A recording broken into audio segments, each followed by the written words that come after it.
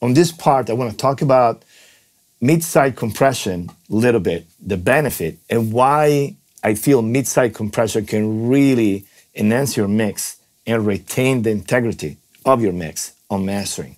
And we're going to also talk about EQ, but let's start with compression. The Pro C has a really simple but effective function to help you to compress in midside mode. What is the biggest benefit? If you're compressing the side, you are squeezing essentially all the information, the depth, the tail of the reverb, the left and right details in front of the mix. So you're gonna make the song sound a little bit flat. You're gonna lose a little bit of the depth and the separation. So a benefit of mid-side compression is that I can compress just the mid and leave the side uncompressed or light compressed. So it just move and groove with the song without being front of the mix, the side, but I have the mid very tight in front. So let's check Pro C. The way I usually do that, I start as a regular stereo compression. Let's do that.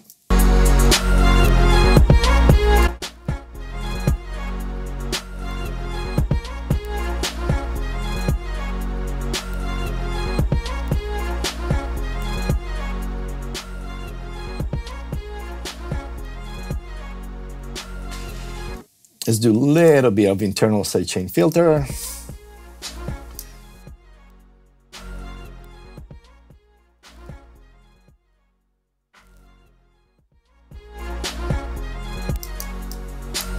So the purpose is to gain some RMS level. A little bit too snappy. Let's do clean. Let's do soft knee. There we go. Now let's go here.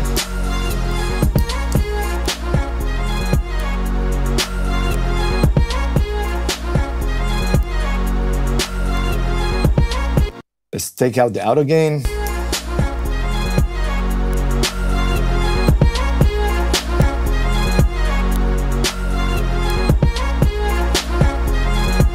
What I feel is, yes, it's getting tighter and more compressed, but I have this like movement of the synth. They're coming in front and the back. It loses a little bit the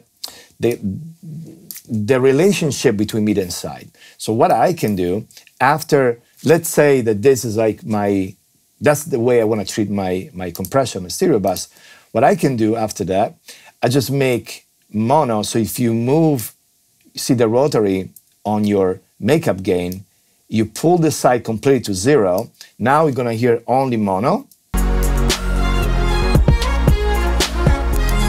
Now we can blend essentially the dry, so parallel, the dry only on the side. So I move clockwise. So I pull 0, I go minus infinite on the mid, and I leave the side only active. So once again, the top part, I'm only pushing wet gain, so compress gain on the mid, not side, no side information. And I'm gonna blend side information.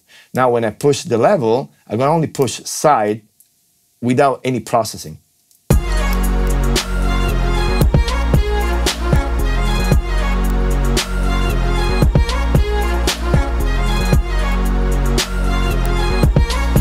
Okay, so let's check it out.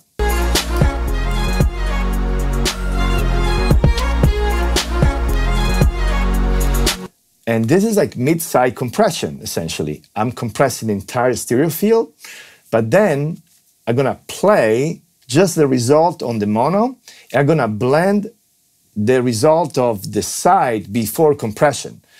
And it gave us like option to compress the mid. After we do that, now we can even go further and then just try to make some change on the type of compression without changing the result on the side. So let's try that. If I want to go for, let's say, a more transparent compression, I go like very slow attack. I'm going to choose the uptill or the mastering setting, say the uptill, and I'm going to do maybe 2:1 ratio.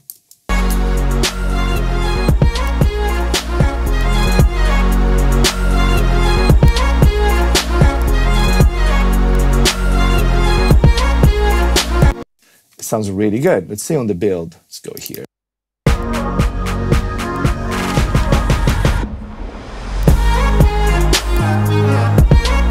Without. Yeah. With. Let's gain stage a little bit.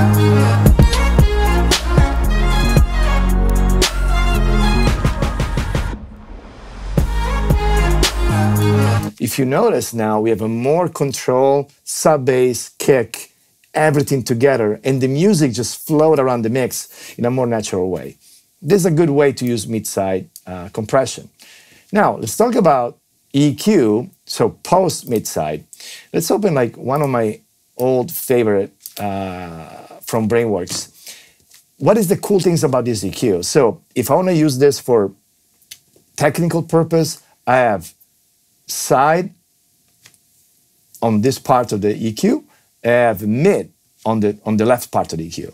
So, and I can use the auto solo, out listen to pick really quick ringing point or things I want to make changes between mid and side.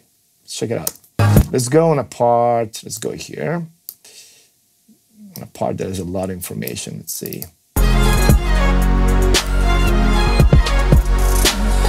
Including vocals, so we get more stuff.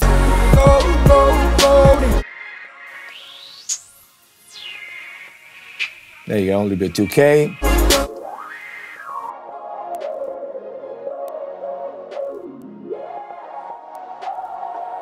Maybe 700. Let's check if the top end is clean. Very clean. Let's take out the solo for a minute.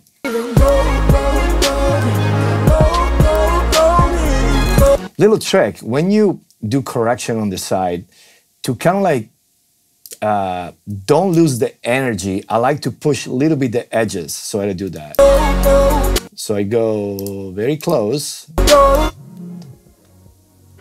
and I enhance a little bit the edge of the dip.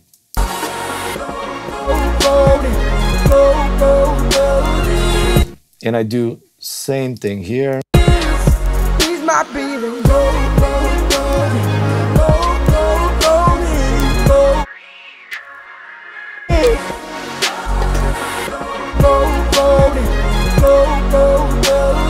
If I feel that the mono might need some help, I'll check that too. Yeah, there we go.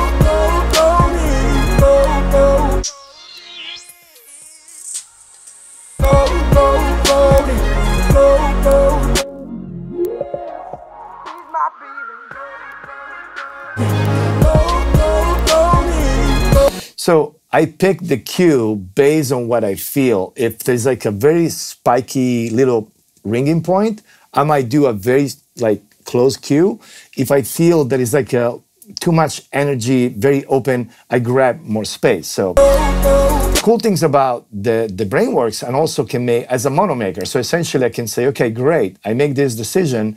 Now I want to make the entire mix mono up to, let's say, 250. Depends what I like. Now it's okay, I want to grab the entire stereo, so this means this side of the spectrum, and pull up the entire side. I go on stereo width, and then now I push. When I do that, I'm essentially bringing all this and go up.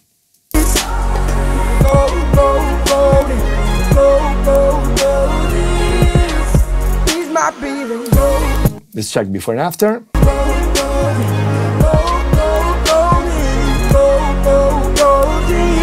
That's a good way to approach this. So now if we want to check the result, I'm looking for that, the result of mid-side compression, mid-side EQ on the stereo, on the master bus in this case, let's find out. I'm gonna switch from my console here. Let's go. Before, after, before, after.